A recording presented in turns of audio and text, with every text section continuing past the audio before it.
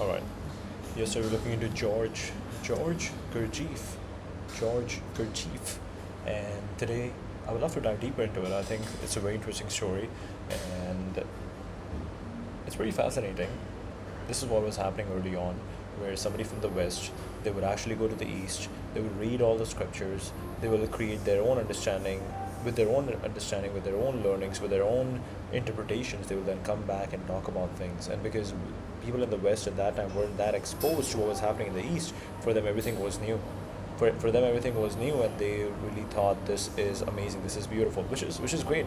On a high level, it makes sense. Today, with this access to AI, with this access to everything, you don't really have to do that. You don't even have to study the scriptures just like people did early on, you can because now you can actually understand what the scriptures are saying. You can apply them, you can specifically deploy them, learn them slowly.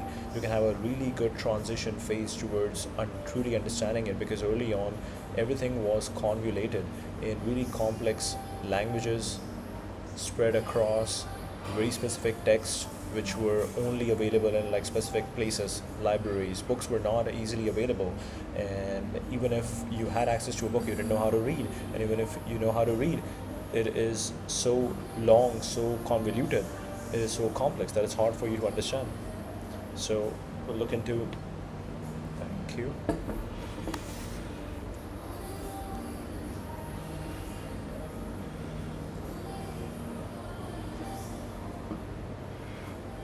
Okay, we'll look into this one of these books, which is called Meetings with Remarkable Man.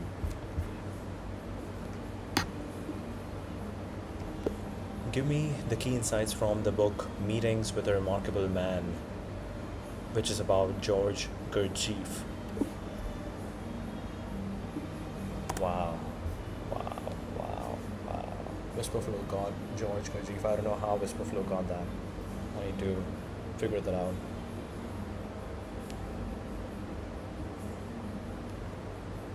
I need to figure that out.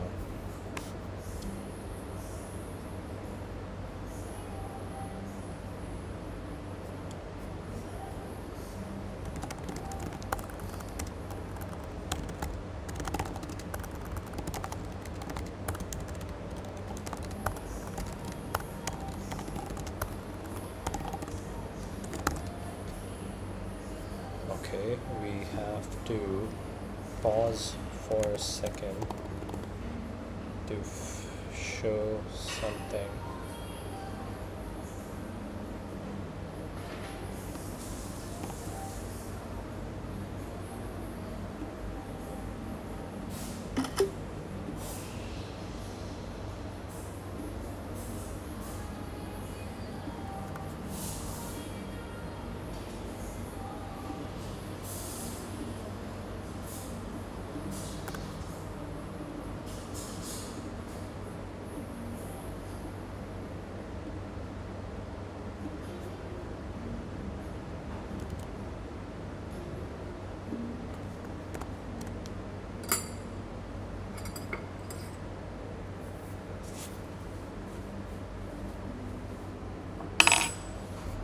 All right, all right.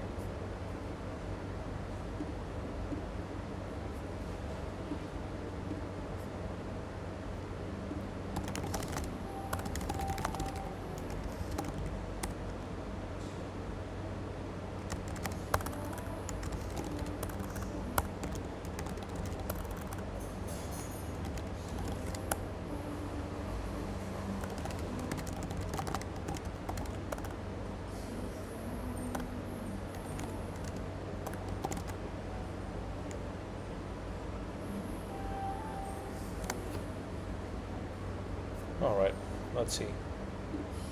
We are back.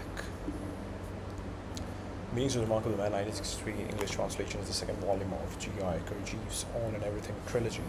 It is semi-autobiographical, blending adventure narrative, travelogue, and spiritual memoir. Gurdjieff recounts his youth and quest for hidden knowledge across the Near East, Central Asia, and beyond, framing stories around encounters with extraordinary individuals, the seekers of truth, group rather than abstract doctrines. It shows a practical illustration of his ideas through real Australians' lives, contrasting with the more allegorical first book, Beelzebub's Tales to His Grandson.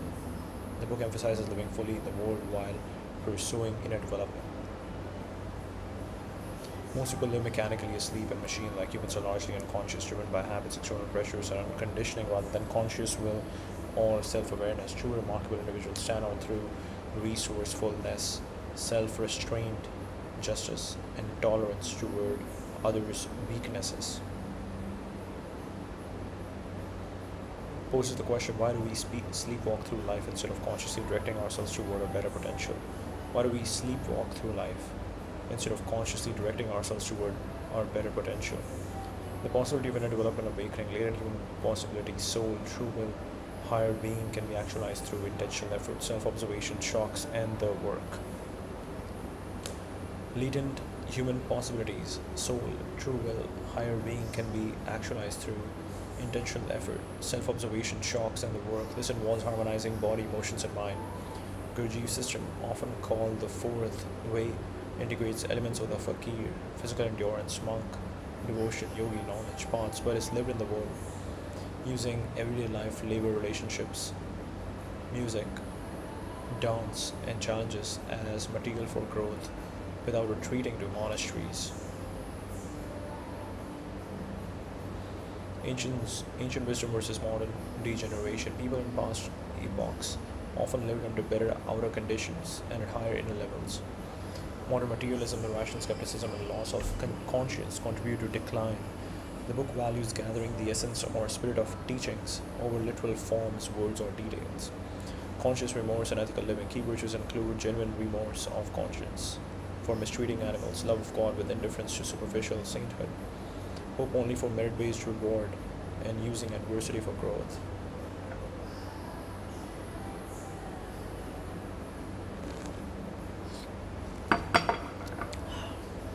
Our friend Najee made some really good coffee today. Wow.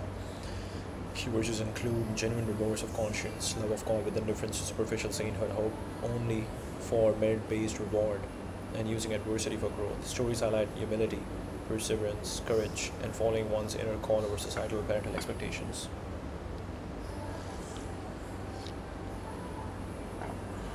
Love of God with indifference to superficial sainthood, hope only for merit-based reward, and using adversity for growth. Stories highlight humility, perseverance, courage, and following one's inner call over societal parental expectations. The journey matters more than the destination. Through travels, hardships, and meetings, seeking truth involves resourcefulness and uncertainty. Competition can be futile. I think uncertainty is very important because you don't know what is truth until you have tested that across very different, very diverse set of environments.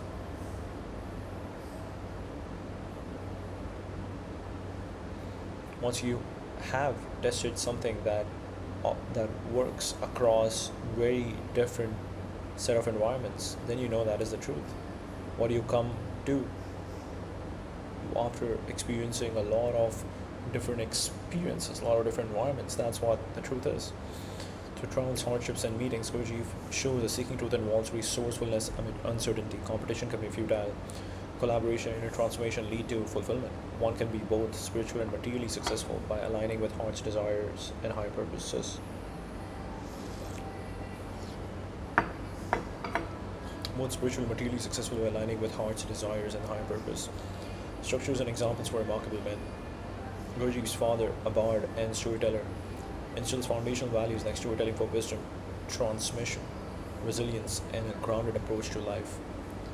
Storytelling for wisdom, transmission, resilience, and a grounded approach to life. Figures like Bogosian, Soloviev, Prince Lubovitsky, and others. They join the seekers of truth, pursue ancient texts and masters in remote regions to demonstrate endurance, ingenuity, and transformation.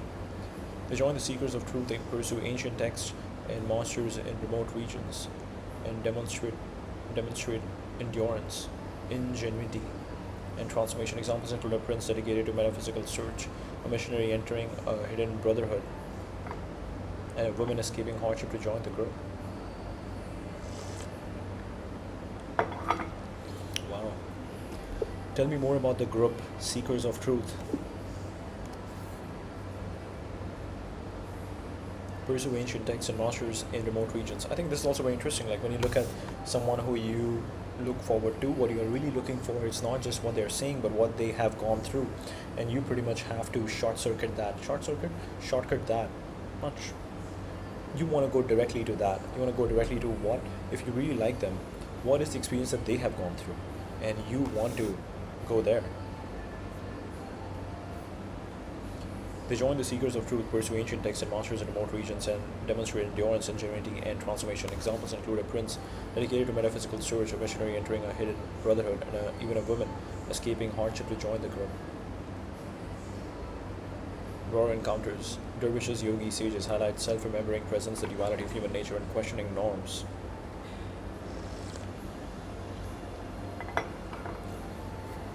Gurdjieff uses these narratives to address profound questions about human potential, often validating his teachings through lived examples of excellence under pressure. Uses these narratives to address profound questions about human potential, often validating his teachings through lived examples of excellence under pressure.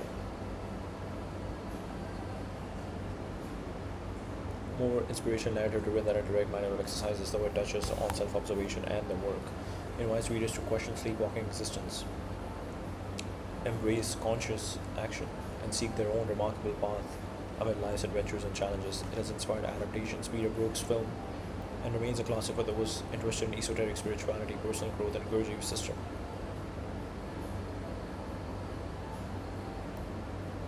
For deeper engagement.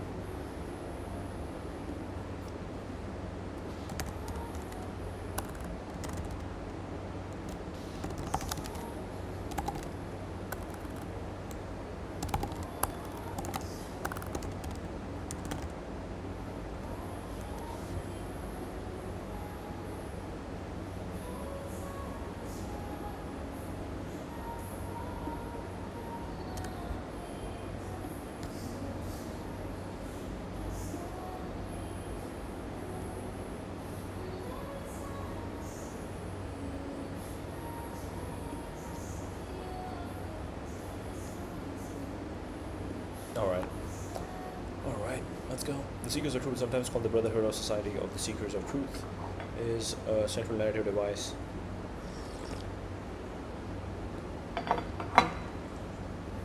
Seekers of Beauty, Seekers of Truth. Central narrative device and group in Gurdjieff's meeting with remarkable man represents Gurdjieff and his early companions.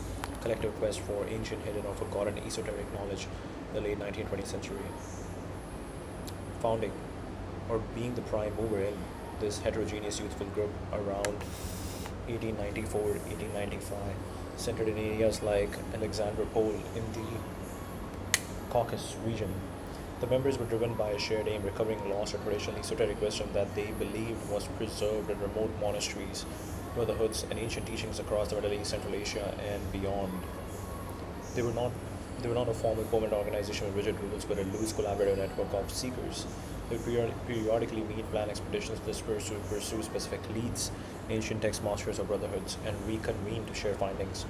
The journeys involve significant adventures, hardships, disguised as exploration, places like Turkey, Syria, Jerusalem, Egypt, the Caucasus.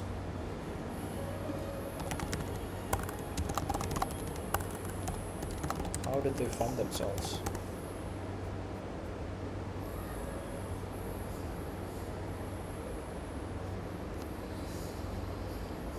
Turkey, Syria, Jerusalem, Egypt, the Caucasus, Persia, and Central Asia. The group was small and varied in accounts, from a core of 3 to up to around 20 members at times.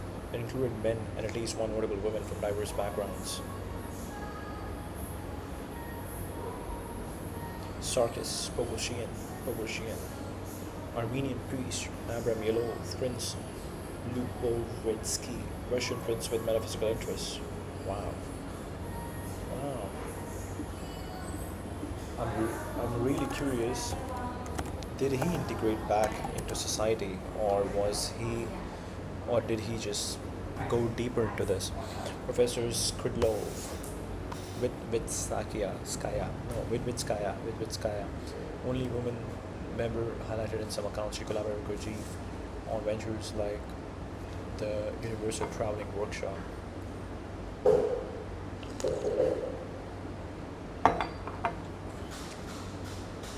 Others, such as Soloviev, and references to figures like Father Giovanni or encounters involving dervishes and monks. Gurdjieff's father and early tutors also influenced the foundational mindset. Though they were not formal members, the group embodied resourcefulness, perseverance, practical approach to seeking truth amid real world challenges.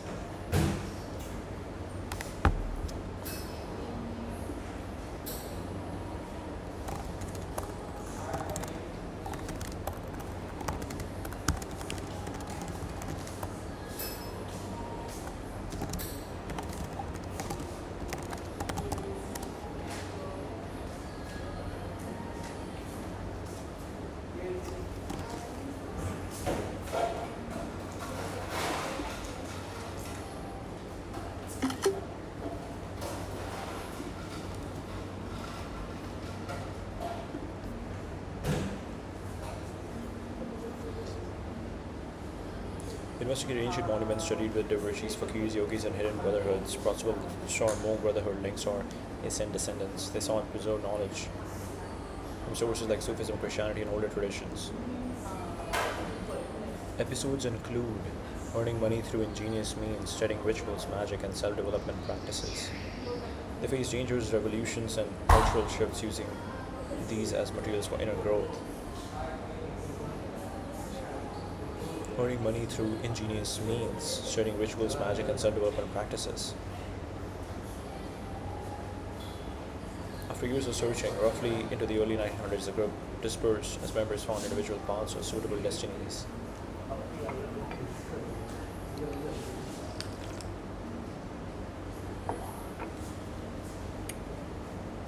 I think this is very interesting. The disbandment is very interesting. If you create a group, the group will eventually fall. But if you create a city, the city keeps going. The city keeps going. The group dispersed as members found individual paths or suitable destinies. This period transitioned to Gurdjieff's later teaching work, living in the world while pursuing conscious evolution rather than withdrawing into traditional monastic paths.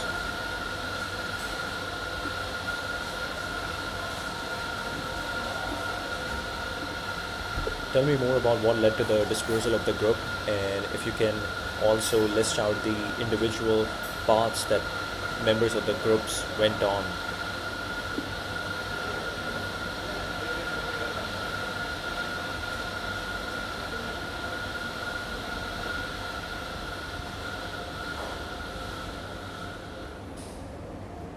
The duality of human nature and the questioning of norms. The duality of human nature. Tell me more.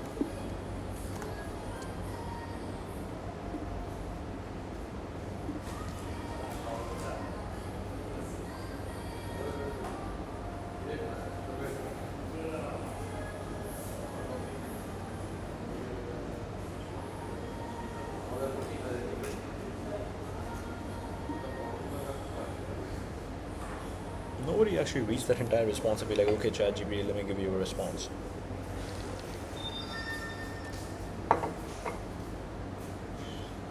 You're more like parliament permanent session. Different voices take turns grabbing the microphone. One moment you want comfort, you want to sleep in. You want immediate pleasure, you want approval, then another part appears. You want greatness, you want truth, you want discipline, you want to create something that lasts.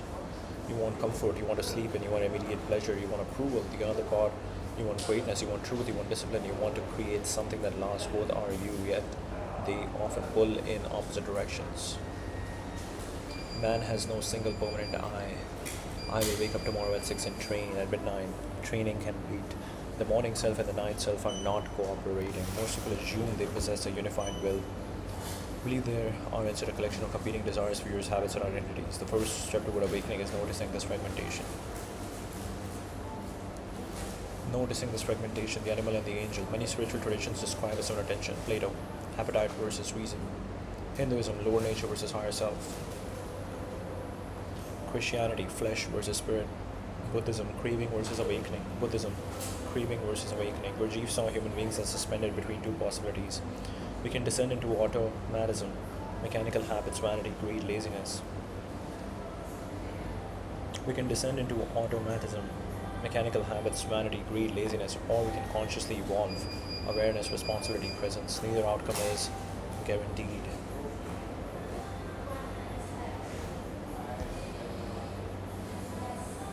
Human beings are suspended between two possibilities. We can descend into automatism, mechanical habits, vanity, greed, laziness, or we can consciously evolve awareness, responsibility, presence. Awareness, responsibility, presence.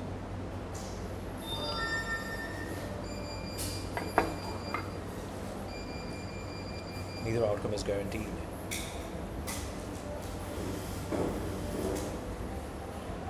Humans are unique because we can move in either direction. Why the remarkable men matter. In the book are awareness, responsibility, presence. Neither outcome is guaranteed. Humans are unique because we can move in either direction. Why the remarkable men matter. The remarkable men in the book are not remarkable because they are perfect. They're remarkable because they consciously choose which side of themselves will lead. Consider Prince Lubovitsky. His wife dies. He could become bitter, cynical, or self-destructive. Instead, he transforms grief into a lifelong search for meaning. The tragedy remains the same. The response changes. That response is what interests Gurdjieff. The wolf and the rider, a useful metaphor for Gurdjieff's teaching.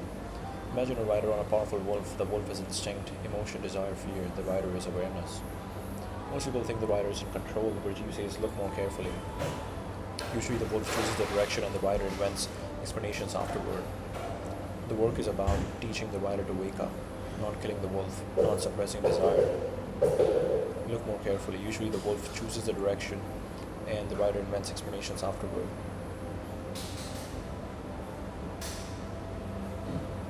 The wolf is instinct, emotion, desire, fear. The rider is awareness. Look more carefully.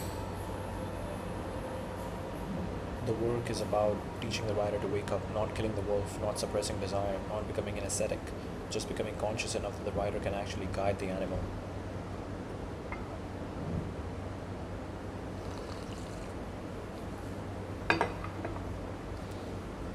Self-remembering. Gurdjieff's solution to this duality was something he called self-remembering. Instead of being lost in experience, I'm angry, you notice, I'm here, and anger is happening. Instead of I'm afraid, you notice, fear is present, and I'm observing it.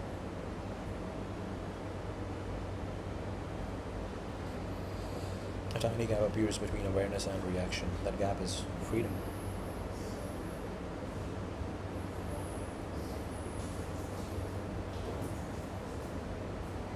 You notice, I'm here and anger is happening. Instead of I'm afraid, you notice fear is present and I am observing it. A tiny gap appears between awareness and reaction. That gap is freedom.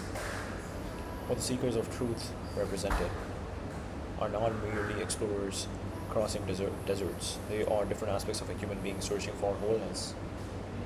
The journeys through remote monasteries, ruins, and hidden brotherhoods can be read as an outward adventure and an inward one. Outward adventure, it's like a inward adventure wrapped in an outward adventure. Wow. It's an inward adventure wrapped in an outward adventure. It's very similar to what is happening with space. With space, all the companies that are, although in the West, all the companies that are actually working on space tech, what they are truly seeking is the self. What they're truly, again, I don't know what I'm saying. This is just one of the interpretations. What they're truly seeking is the self. But now they have this really hard challenge, this really hard problem, and that is helping them work hard and slowly find themselves. It's really cool. It's really cool. There are different aspects of a human being searching for wholeness. The journeys through remote monasteries, ruins, and hidden brotherhoods can be read as an outward adventure and an inward one. The real treasure is in a lost manuscript.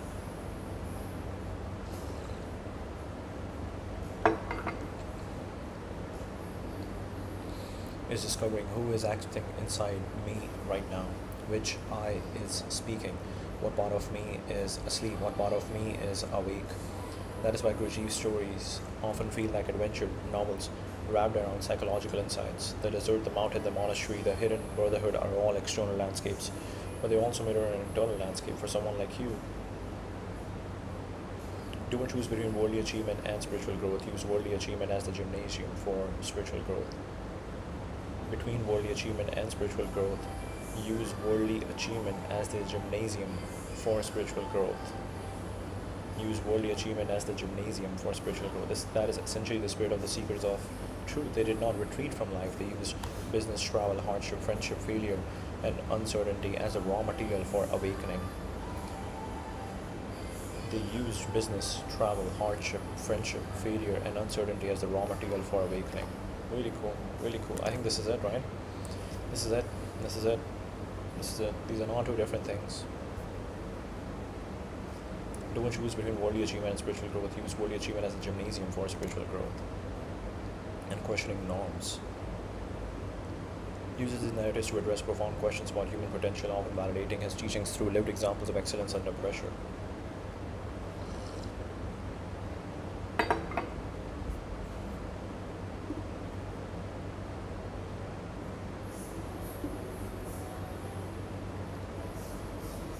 Overall message and legacy.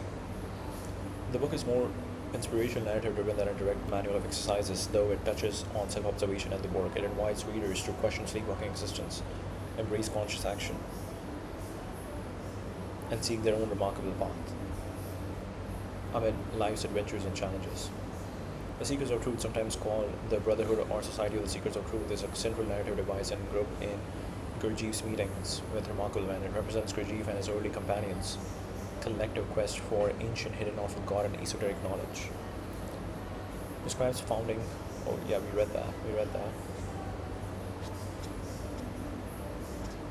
Disbandment.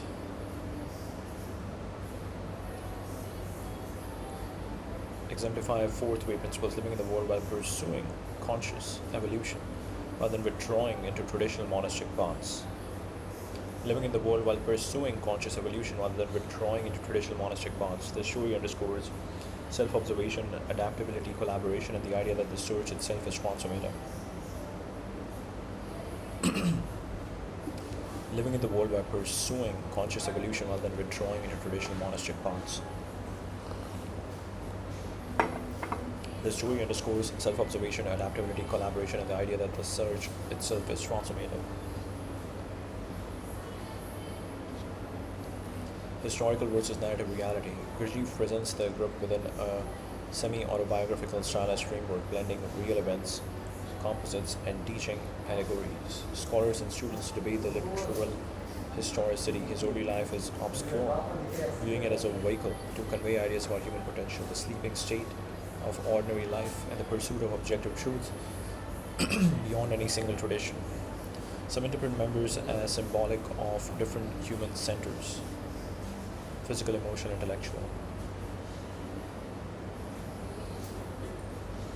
Gurdjieff presents the group within a semi-autobiographical stylized framework, blending real events, composites, and teaching allegories. Scholars and students debate the literal historicity. His early life is obscure, and viewing it as a vehicle to convey ideas about human potential, the sleeping state of ordinary life, and the pursuit of objective truth beyond any single tradition. Symbolic of different human centers: physical, emotional, intellectual.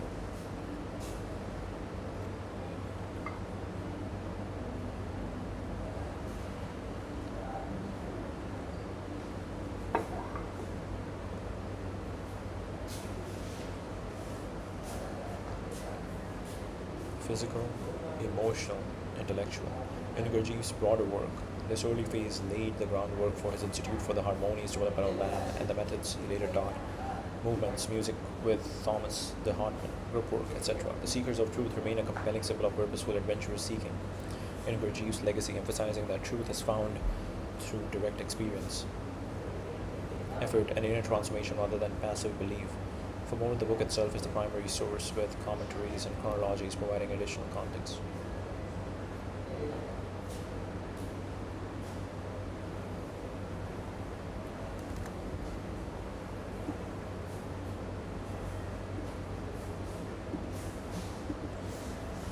What did he say about human potential?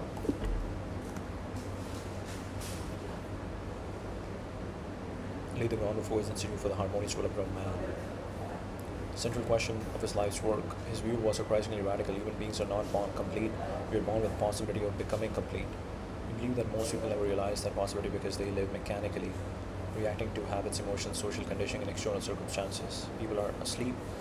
We have far more capacity than we normally use. Ordinary person experiences only a tiny fraction of what they could become. He thought humans possess multiple levels of consciousness: ordinary waking consciousness, self-consciousness, higher consciousness, objective consciousness.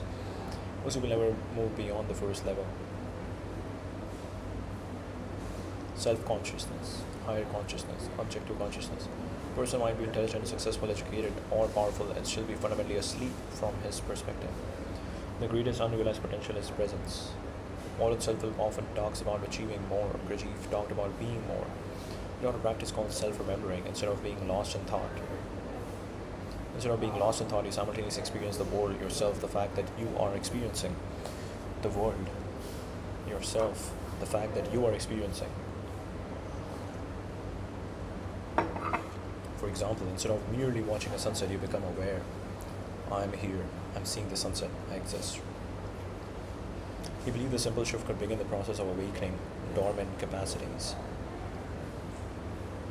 He believed the simple shift could begin the process of awakening dormant capacities. Human beings are fragmented. One of his most famous ideas is that there is no single I. When you say, I want to get fit, I want to sleep, I want to start a business, I want to quit, these are often different parts of you speaking at different moments. You view the ordinary. These are often different parts of you speaking at different moments. He viewed the ordinary personality as a parliament of competing voices. Human development means creating a more unified self that can consciously choose rather than constantly react.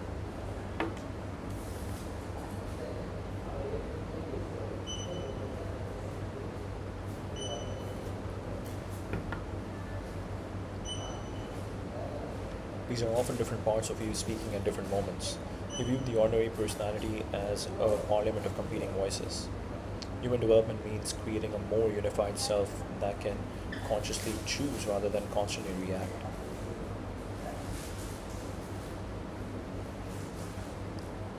Ordinary personality as a parliament of competing voices means creating a more unified self that can consciously choose rather than constantly react.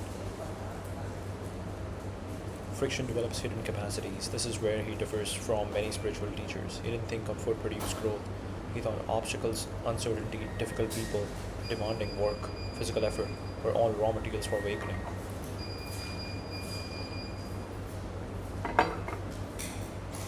Obstacles, uncertainty, difficult people, demanding work, physical effort were all raw material for awakening. Seekers of truth were constantly traveling through deserts, mountains, political turmoil, poverty, and uncertainty. The adventure wasn't separate from the teaching. The adventure was the teaching. He thought obstacles, uncertainty, difficult people, demanding work,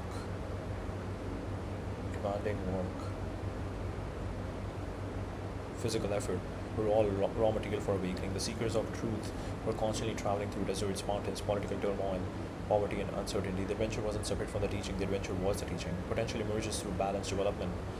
Believed humans have three main centers: intellectual center, emotional center, moving instinctive center. Most people overdevelop one while neglecting the others. A scholar may live almost entirely in thought. An athlete may live mostly through action. A romantic may live mostly through emotion.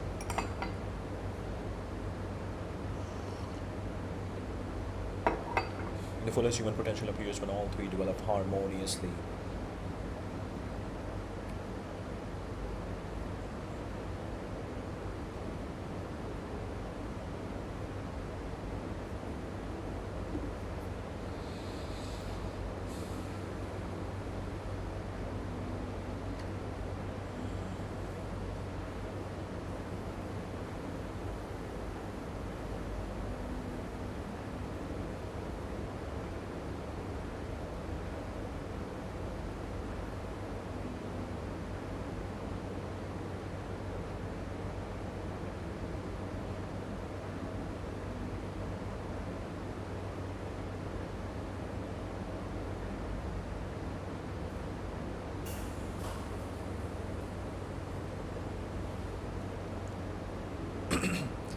scholar may live almost entirely in thought, an athlete may live mostly through action, a romantic may live mostly through emotion. The fullest human potential appears when all three develop harmoniously. A remarkable person is not necessarily famous. This is one of the deepest themes in meetings with a remarkable man. The remarkable men are not emperors or celebrities. Many are monks, craftsmen, merchants, travelers, storytellers. What makes them remarkable is the quality of their being.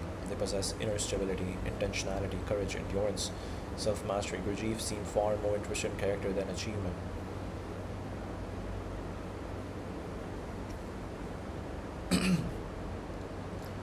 The remarkable men are not emperors or celebrities.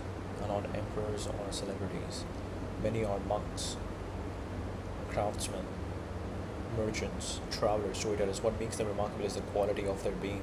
They possess inner stability, intentionality. Monks, craftsmen, merchants, travelers, storytellers. Monks, craftsmen, merchants, travelers, storytellers. Is the quality of their being. They possess inner stability, intentionality, courage, endurance, self-mastery. Inner stability, intentionality, courage, endurance, self-mastery. Gurdjieff seemed far more interested in character than achievement. They possess inner stability, intentionality, courage, endurance, self-mastery. Seem far more interested in character than achievement. Human beings can consciously evolve. Perhaps his biggest claim was that biological evolution is not the end of the story.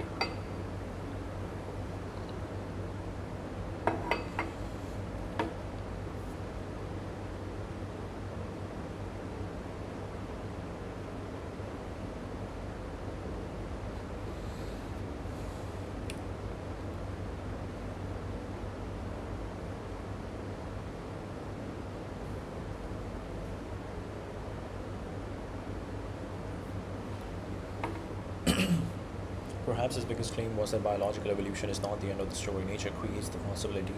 The individual must complete the work. Human beings can consciously evolve. Perhaps his biggest claim was that biological evolution is not the end of the story. Nature creates the possibility. The individual must complete the work. In modern language, his message might sound something like, most people spend their lives running software they never choose. Software they never chose. Human potential begins when you notice the program, stop identifying with it, and start consciously rewriting it. That is why the phrase you highlighted, convey ideas about human potential, is so important. The seekers of truth are not merely explorers looking for hidden monasteries. They are symbolic examples of people who refuse to accept the default version of themselves and devote their lives to discovering what a human being can actually become. In many ways, Gurdjieff's question was not what can humans accomplish, but rather, what is a human being capable of becoming? Most people spend their lives running software they never chose. Human potential begins when you notice the program, stop identifying with it, and start consciously rewriting it. Biological evolution is not the end of the story. Nature creates the possibility. The individual must complete the work. In modern language, this message might sound something like boom, boom, boom, boom, boom.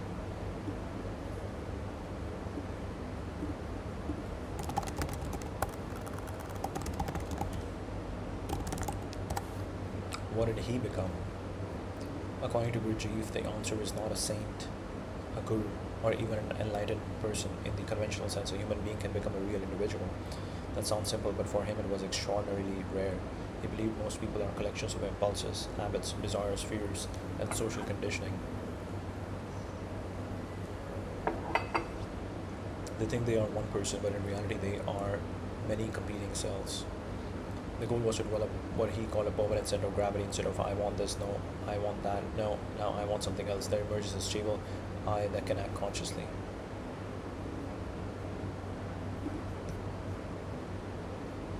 What does a person look like? Someone who cannot be easily manipulated by praise or criticism. Someone who cannot be easily manipulated by praise or criticism. Chooses rather than merely reacts. Chooses rather than merely reacts, maintains awareness during difficult situations, possesses strong will without becoming rigid, thinks clearly, feels deeply, acts effectively, remains present, cannot be easily manipulated.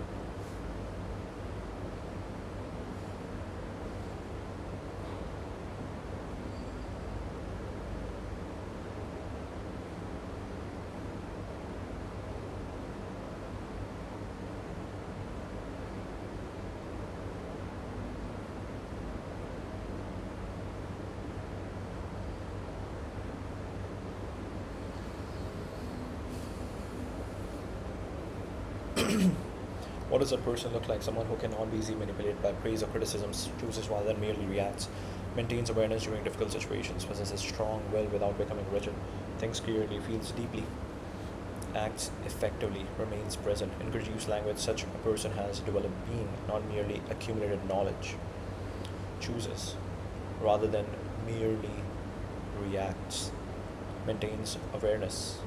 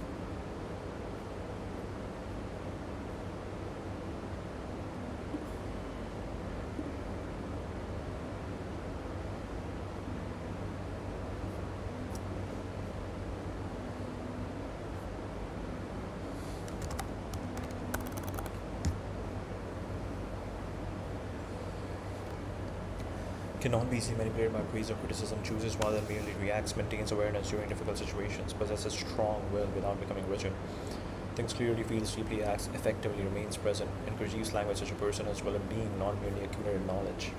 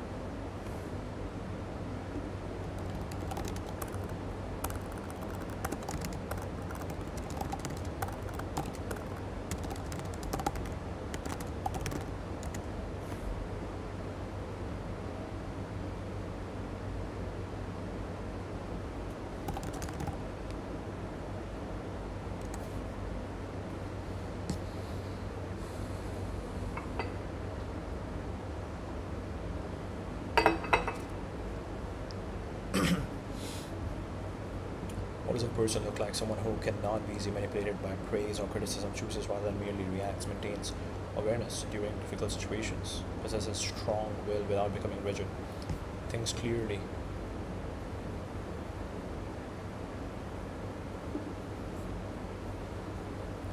feels deeply, acts effectively, remains present. In Gurdjieff's language, such a person has developed being, not merely accumulated knowledge. The deeper claim. Gurdjieff went further than psychology. He believed that through sustained conscious work, a person could develop what many traditions call soul, higher self, essence, higher bodies.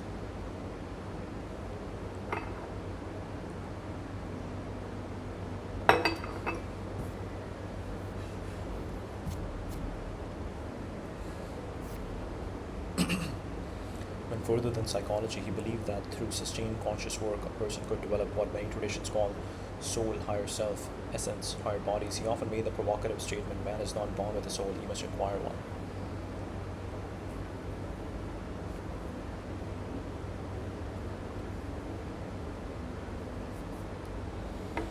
He believed that through sustained conscious work, a person could develop what many traditions call soul, higher self, essence, higher bodies. He often made the provocative statement, man is not born with a soul, he must acquire one. By this he meant that immortality, higher consciousness, and true individuality are achievements, not automatic birthrights. Immortality, higher consciousness, and true individuality are achievements, not automatic birthrights. What did Gurdjieff himself become? That depends on whom you ask. His students saw him as an awakened teacher who had integrated intellectual, emotional, and physical development to an unusual degree. His critics saw him as a brilliant storyteller, manipulator, and mystifier. What is undeniable is that he became an extraordinarily influential figure. He attracted writers, artists, scientists, philosophers, dancers, aristocrats, and seekers from around the world. People who met him often reported that he possessed an unusual intensity of presence that was difficult to describe. He really presents himself as the hero who found the final answer. Instead, the book suggests something subtler. The remarkable people he met each embodied a fragment of what a fully developed human being might be. The prince embodied perseverance. The monk embodied devotion. The scholar embodied inquiry. The craftsman embodied conscious work. Prince embodied perseverance. Writers, artists, scientists, philosophers, dancers, aristocrats, and seekers from around the world. The prince embodied perseverance, the monk embodied devotion, the scholar embodied inquiry, the craftsman embodied conscious work. The ideal human being would integrate all of them. Perseverance, devotion, inquiry, conscious work, devotion, perseverance. The ideal human being would integrate all of them. So if you ask Gurdjieff, what can a human become? The answer would probably be a being who is fully awake, fully present, inwardly unified, and capable of acting consciously rather than mechanically. A being who is fully awake, fully present, inwardly unified, and capable of acting consciously rather than mechanically.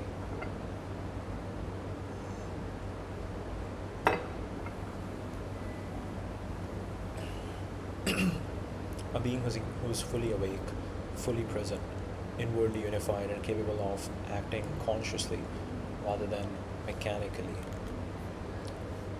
Further expeditions existed through resourcefulness, practical skills, ingenuity, and entrepreneurial schemes.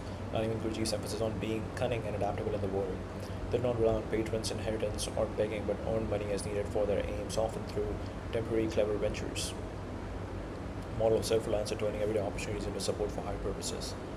The Universal Traveling Workshop in Ashkhabad. This was one of their most notable enterprises. Gurdjieff and Vitebskaya, the only women prominently mentioned in the group, set up a mobile repair service.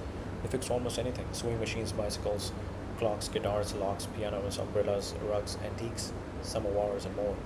They also took orders for custom items like trousers and ladies' hat modeled on the latest Paris fashions. They generated large sums efficiently.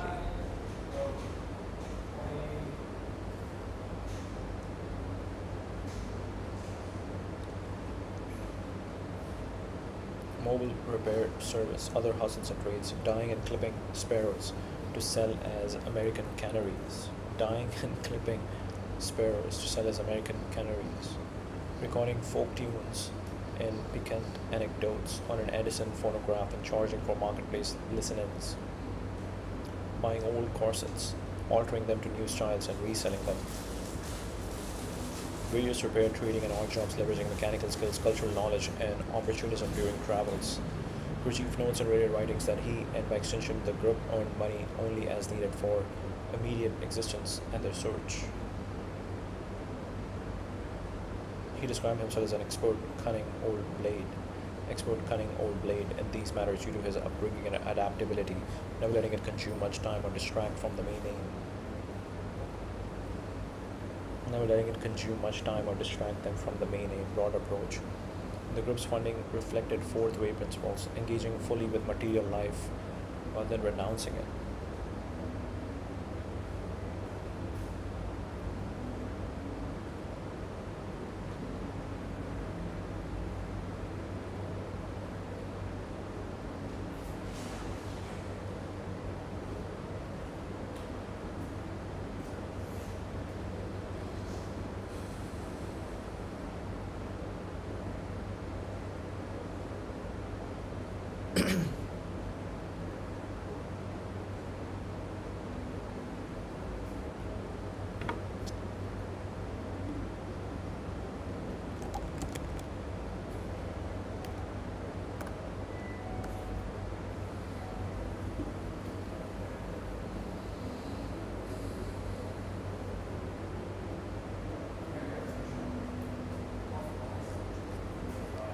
engaging fully in material life rather than renouncing it.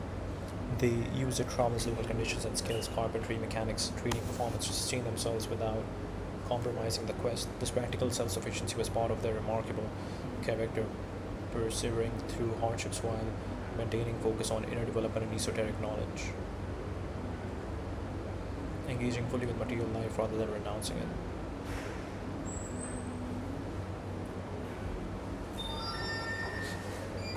Never letting it consume much time or distract from the main aim.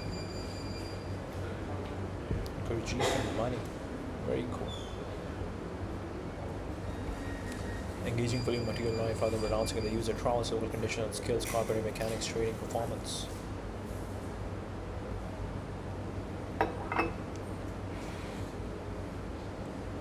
To sustain themselves without compromising the quest. This practical self-sufficiency was part of their remarkable character, preserving through hardships while maintaining focus on inner development and esoteric knowledge. These stories are stylized for teaching, learning possible. Yeah, it's interesting. All these problems, when a human goes through all these problems, what's truly happening is that you are learning to be better at achieving goals. Because at the end of the day, problems are always going to be existing, and it's all about how do you react to those problems. How do you react in the presence of those problems? So it's not too much about the fact that it's not too much about the fact that one day we'll solve all these problems and it will be crazy and stuff and everything will be amazing. No, problems will always exist. The goal is the awakening or the higher consciousness that we're talking about. To reach that state, it's all about how you start approaching problems in your life. How do you start prioritizing which problems you want to solve, which problems you don't want to solve, and then when obstacles inevitably show up, how do you act in the presence of those obstacles? That's it. Styles for teaching, blending possible real events with allegory, but they consistently portray the seekers as pragmatic adventurers who turned the world into their workshop. Later in his life, Gurdjieff applied similar resourcefulness to fund his institute and work.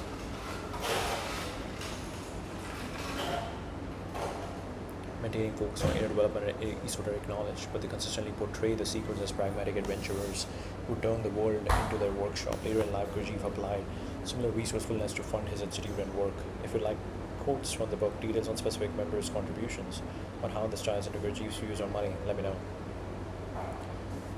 Prince Yuri is one of the central remarkable men featured in meetings. Exemplifies perseverance, metaphysical seeking, and the transformative power of dedicated inner work. A wealthy Russian prince and officer in the guards. Profound grief when his young, beautiful wife dies during childbirth, their first child. This loss shatters him and becomes the catalyst for his lifelong quest for meaning, particularly a way to communicate with or understand the afterlife, dead. His search and character. Lubovetsky embarks on an intense, decades-long, around 45 years metaphysical and spiritual search. He travels widely, studies various traditions, demonstrates incredible tenacity and undiscouraged persistence despite many fruitless efforts. He's portrayed as a man of deep sensitivity, intelligence, and resourcefulness, qualities that make him remarkable in Gurdjieff's definition, standing out through mind, restraint, justice, and tolerance.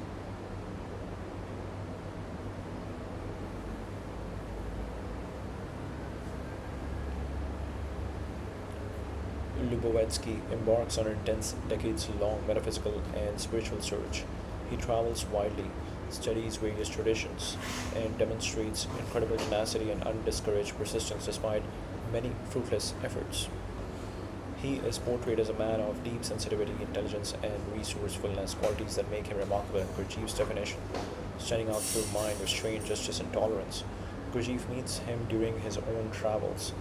They share common interests in esoteric knowledge and become close friends and collaborators within the broader circle of the seekers of truth. Lubovetsky joins or supports expeditions and investigations into ancient wisdom.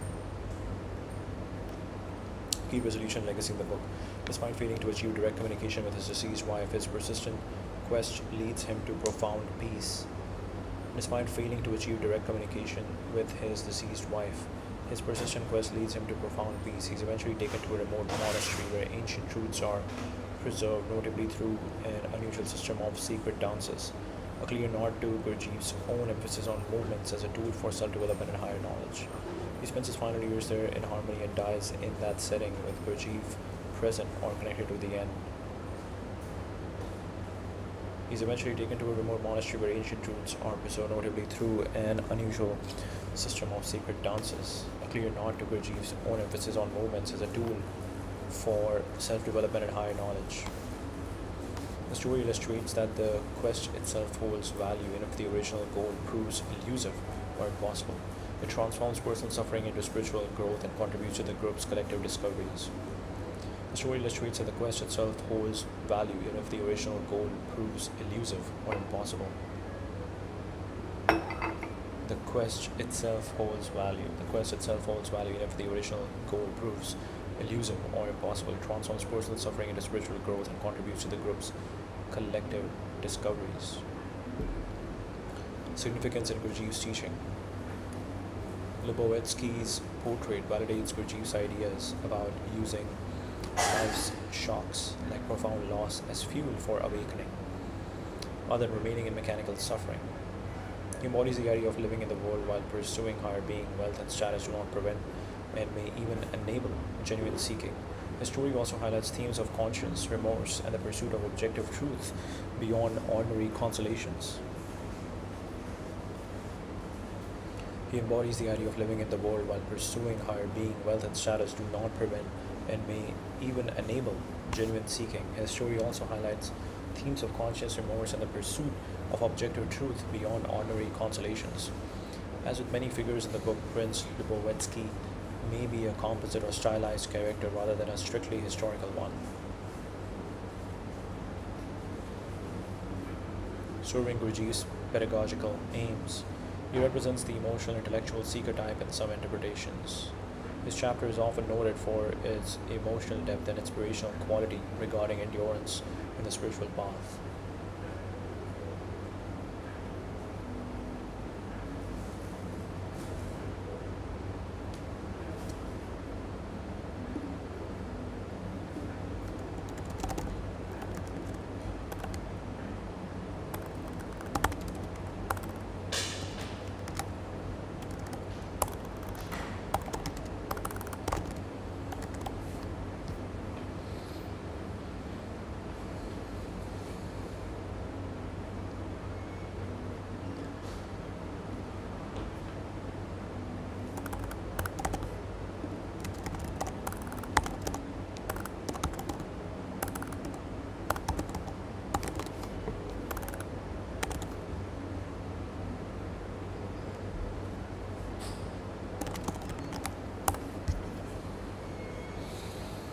As with many figures in the book, may be a composite or stylized character rather than As with many figures in the book, Prince Lubovitsky may be a composite or stylized character rather than a strictly historical one, serving Gurdjieff's pedagogical aims. He represents the emotional intellectual seeker type in some interpretations. This chapter is often noted for its emotional depth and inspirational quality regarding endurance in the spiritual path. If you want a deeper dive, specific quotes, comparisons to other members, or how he appears in the Peter Brook film adaptation, let me know. Tell me more about what led to the dissolution of the group, and if you can list out the individual paths that members of the group went on. The Seekers of Truth was a loose collaborative network rather than a formal permanent organization. It formed around 1894-1895 with Gurdjieff as prime mover among like-minded young seekers from diverse backgrounds who shared a drive to recover ancient esoteric knowledge. They met periodically.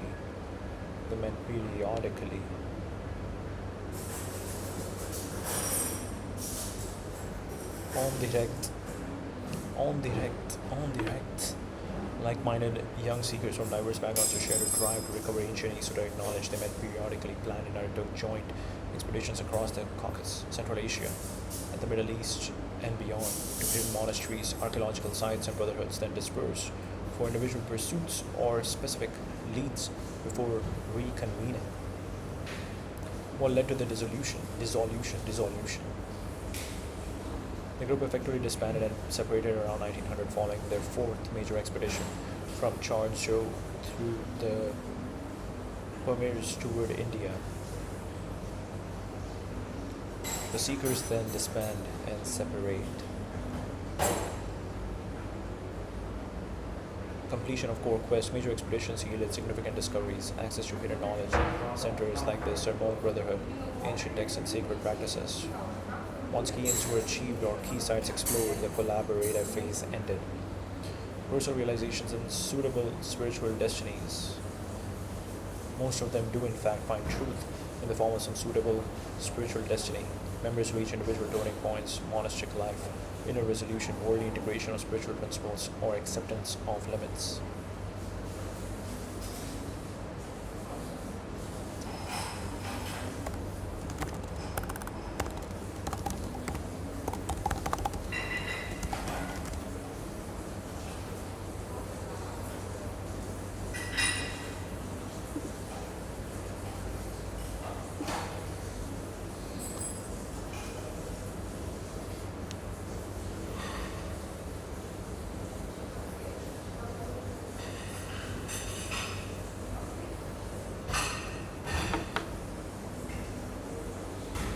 As Wikipedia and the book itself note, most of them do in fact find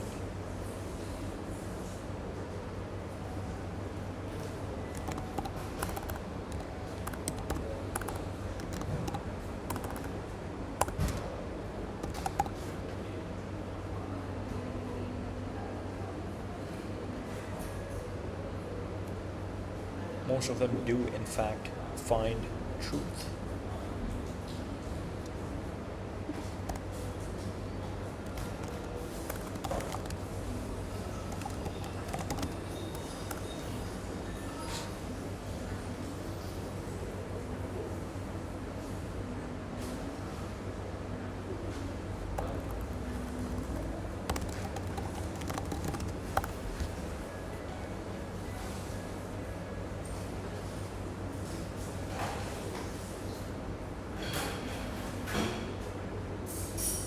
Once key aims were achieved or key sites explored, the collaborative phase ended. Personal realizations and suitable spiritual destinies, as we in the book itself note, most of them do in fact find truth in the form of some suitable spiritual destiny. Members reach individual turning points, monastic life, inner resolution, worldly integration of spiritual principles, or acceptance of limits, hardships and losses. Accidental deaths, illnesses, and physical emotional tolls of travel and ascetic pursuits took their toll. The group was never meant to be eternal. It was a vehicle for a specific era of searching. Loose structure. So it lasted for almost 5 years. This is a long time. Loose structure, individual growth. It was heterogeneous, and youthful, bound by shared magnetic purpose rather than rigid rules.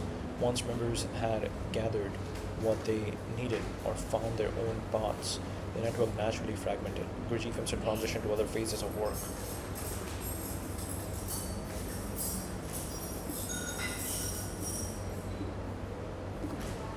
Tell me more about what this institute looked like. Not looks like, looked like.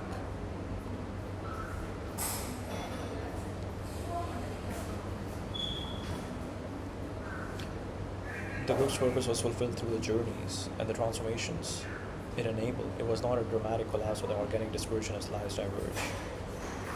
Summary of what became of several notable members drawn primarily from meetings with remarkable men, Gurdjieff's chronology and detailed commentaries. Many details are stylized or composite in Gurdjieff's telling, and some figures may be semi-fictionalized for teaching purposes.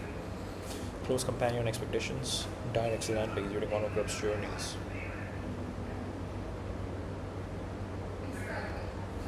Early losses that marked the group's hardships. After 45 years of tenacious metaphysical searching, feeling health when encountered later in the narrative, he ultimately entered or returned to a remote monastery where ancient truths were preserved through sacred dances. He spent his final years there under spiritual guidance and died peacefully.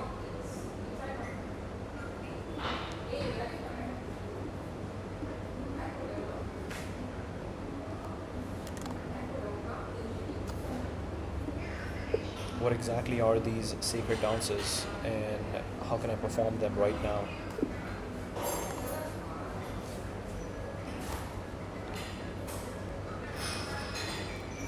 Under spiritual guidance and died peacefully in that setting.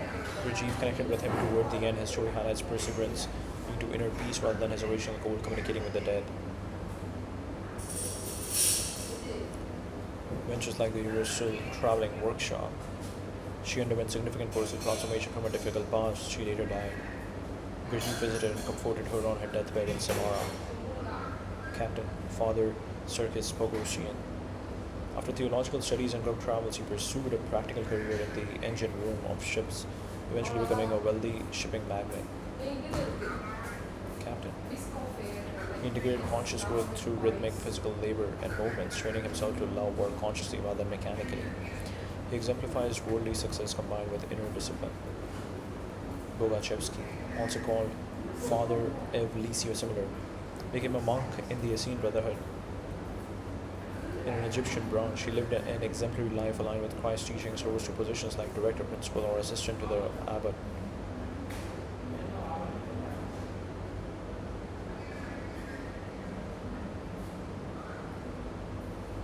And was still alive and active in the monastery at the time. Gurdjieff wrote about him. Gurdjieff phrases him as one of the first to truly live as Jesus wished. Bogachevsky, Father Evlisi. Professor Skridlov, driven by love of archaeology, continued excavations in the ruins of ancient Egypt, seeking self-realization through that path. His later fate is less detailed. He's among those who disappeared or pursued independent lines after the group dispersed.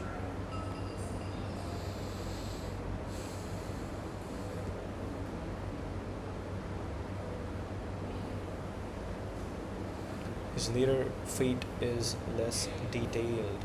He's among those who disappeared or pursued independent lines after the group dispersed. Professor Skridlov, Abram Yelov, and Isor, a Syrian bookseller and polyglot who excelled in languages, even outshining Gurdjieff's impressive command of 18 languages. He continued intellectual and mental pursuits. His post-group path is not heavily detailed but fits the theme of ongoing personal development.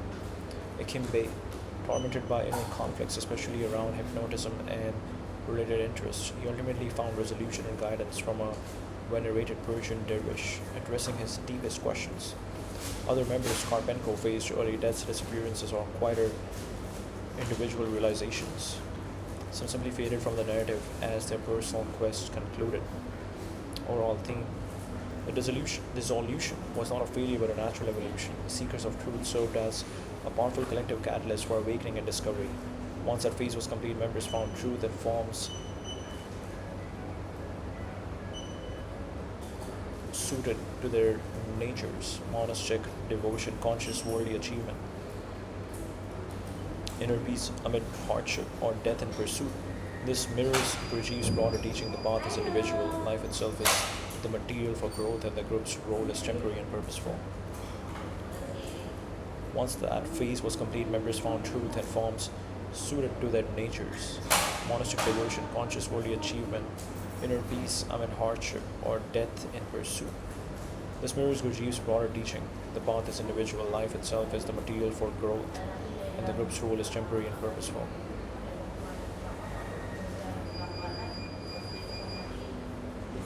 Material for growth, group's role is temporary and purposeful.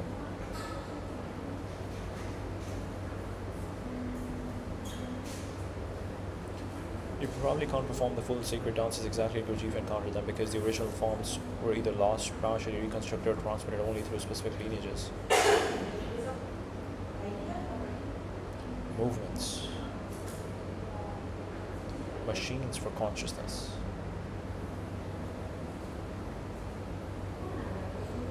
Running trains the body. Meditation trains attention. Music trains rhythm. Mathematics trains thought. The movements attempt to train body, emotion, and mind simultaneously. Imagine your feet are stepping in a 7-beat rhythm. Your arms are tracing geometric patterns. You're counting internally. You're maintaining awareness of your breathing. You're observing your emotional state. You're trying not to lose attention. The moment attention wanders, the whole thing collapses. That collapse was the point. Gurdjieff believed ordinary people vastly overestimate how conscious they are.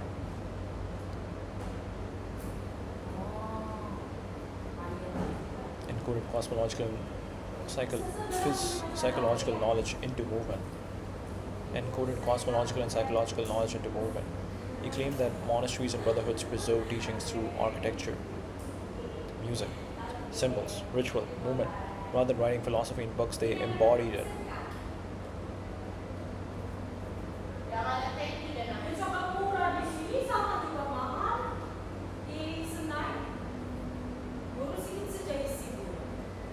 Architecture, music, symbols.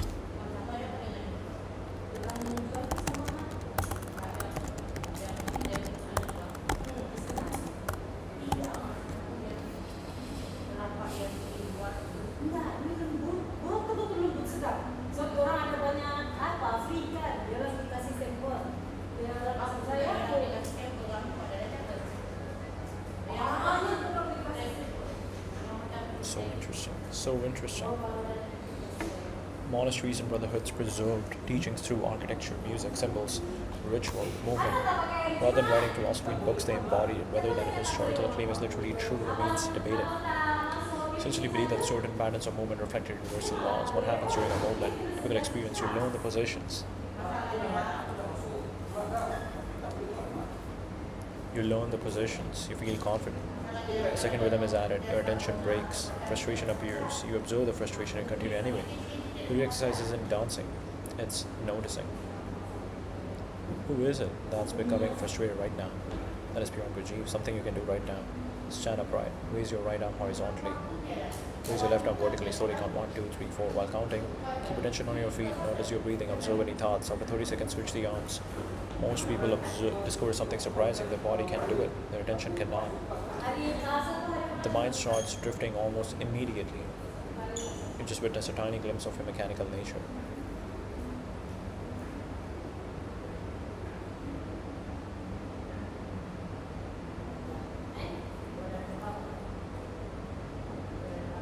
One, two, three, four. 1, 2, 3, 4. 1, 2, 3, 4. 1, 2, 3, 4. 1, 2, 3, 4. 3, 4. 1, 2, 3, 4. 1, 2, 3, 4. 1, 2, 3, 4. 3, 4. 1, 2, 3, 4. The authentic descendants are taught through organizations connected to the various Gurdjieff Foundation, including the Gurdjieff Foundation. Movements performed publicly. Jean the Salzman spent decades preserving them after Gurdjieff's death and is largely responsible for their survival.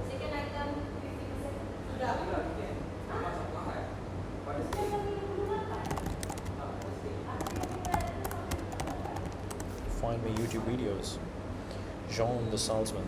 The deeper inside, the sacred dances weren't really about becoming a better dancer. They were an answer to a question that obsessed Gurdjieff. Can a human being remain present while doing something difficult? Can a human being remain present while doing something difficult? Most spiritual traditions tell you to become conscious in silence. Consciousness in the middle of action, work relationships, business travel, and chaos. Including interest in entrepreneurship, athletics, and personal development, that's probably the most relevant part. The real sacred dance wasn't happening in a monastery.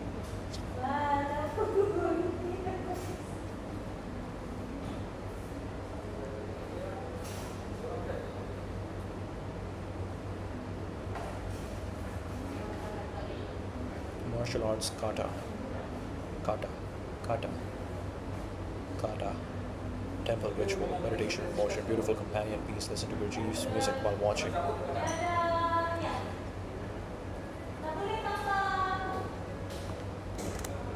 Meetings with remarkable men.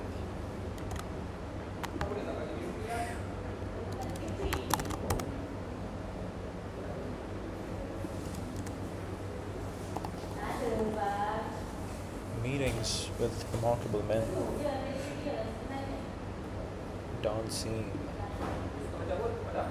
Safe to watch later. Safe to watch later.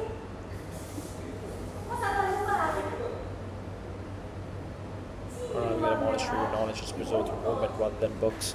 The film actually lets you see what Gurdjieff was trying to point toward. A language made of posture, rhythm, attention, and silence. It feels less like entertainment, more like watching consciousness practice geometry. Really cool. Chateau Le Prieur in Fontainebleau, Fontainebleau, near Paris, operated most actively from late 1922 into the mid 1920s, with activity continuing in reduced form afterward. It was his main base for teaching after the Seekers of Truth phase. A large historic estate, originally a monastic priory with some old stones remaining in the grounds. The main building was a chateau dating from the time of Louis XV and included extensive grounds, formal Versailles style flower gardens with colorful beds, geraniums, calceolarias, lobelias, pink, mesembryn, bryanthemum, avenues of trees, kitchen herb gardens, and areas bordering the forest of Fontainebleau. There was also a gardener's cottage where early residents lived, while the main chateau had tenants. Purpose built or adapted space for lectures, movements, and group activities. Gurdjieff had aphorisms inscribed in a special script on its walls. Profound sayings meant to provoke self observation and reflection. Purpose built or adapted space for lectures, movements, and group activities. Aphorisms inscribed in a special script on its walls. Profound sayings meant to provoke self observation and reflection. Russian bath, built by digging into a bank on the edge of the forest, propped with beams used for physical cleansing and possibly symbolic energetic work. Other facilities, communal living areas, workspaces for manual labor, gardening, construction, repairs, spaces for meals and toasts, built by digging into a bank on the edge of the forest. Communal living areas, workspaces for manual labor, gardening, construction, repairs, and spaces for meals and toast. The overall vibe was a mix of rustic, monastic simplicity and intense communal activity, with residents living relatively Spartan lives amid the elegant French chateau setting. The estate combined natural beauty, gardens, forest proximity with functional hands-on modifications for the work. Physical labor was central, turning the grounds into a living laboratory for self-development.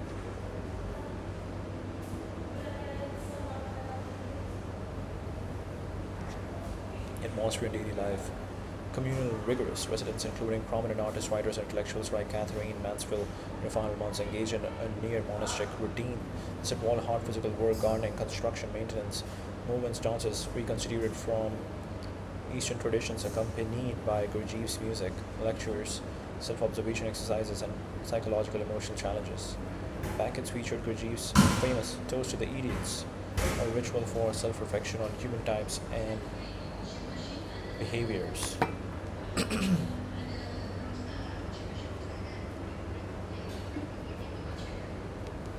Holistic focus, the institute aimed at harmonious development of body, emotions, and mind. Activities were designed to create friction for awakening, breaking mechanical habits through labor, dance, and direct confrontation with oneself. It was intense, demanding, and often described as pulsating with energy, creativity, and the search for truth. Attracted a cosmopolitan crowd, life mixed the profound sacred dances ideas with the everyday communal meals, manual toil. Gurdjieff lived there with family and close peoples. The environment was both nurturing and confrontational.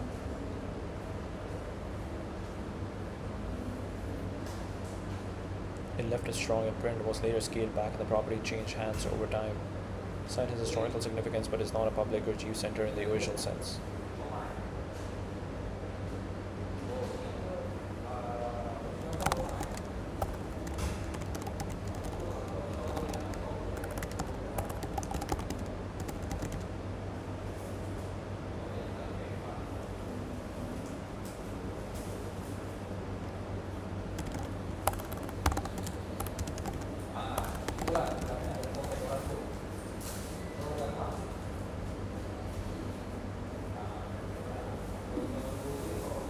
Gurdjieff and money. Really cool.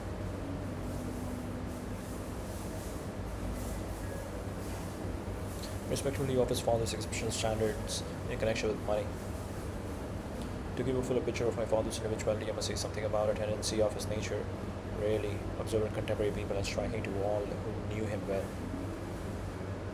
It was chiefly on account of his tendency that from the very beginning, when he became poor and had to go into business, his affairs went so badly that his friends and those who had business dealings with him considered him unpractical and even not clever in his domain. for the purpose of making money always went wrong and brought none of the results obtained by others. However, this was not because he was unpractical or lacked mental ability in his field, but only because of this tendency. This tendency of his nature, apparently acquired by him when still a child, I would define as an instinctive aversion to deriving personal advantage for himself from the naivete and bad luck of others. An instinctive aversion to deriving personal advantage for himself from the naivete and bad luck of others. In other words, being highly honorable and honest, my father could never consciously build his own welfare on the misfortune of his neighbor. But most of those around him, being typical contemporary people, took advantage of his honesty and deliberately tried to cheat him, thus unconsciously belittling the significance of that trait in his psyche, which conditions the whole of our common Father's commandments for man. An instinctive aversion to deriving personal advantage for himself from the naivety and bad luck of others. Many of Gurdjieff's observations about money and the idea of payment were recorded by P.D. Ouspensky. Man never, on any account, wants to pay for anything. And above all, he does not want to pay for what is most important for him. You now know that everything must be paid for, and that it must be paid for in proportion to what is received. But usually a man thinks to the contrary. For trifles, for things that are perfectly useless to him, he will pay anything. For trifles, for things that are perfectly useless to him, he will pay anything, but for something important, never. This must come to him for itself. This must come to him for itself. This must come to him of itself. Man never on any account wants to pay for anything, and above all, he does not want to pay for what is most important for him.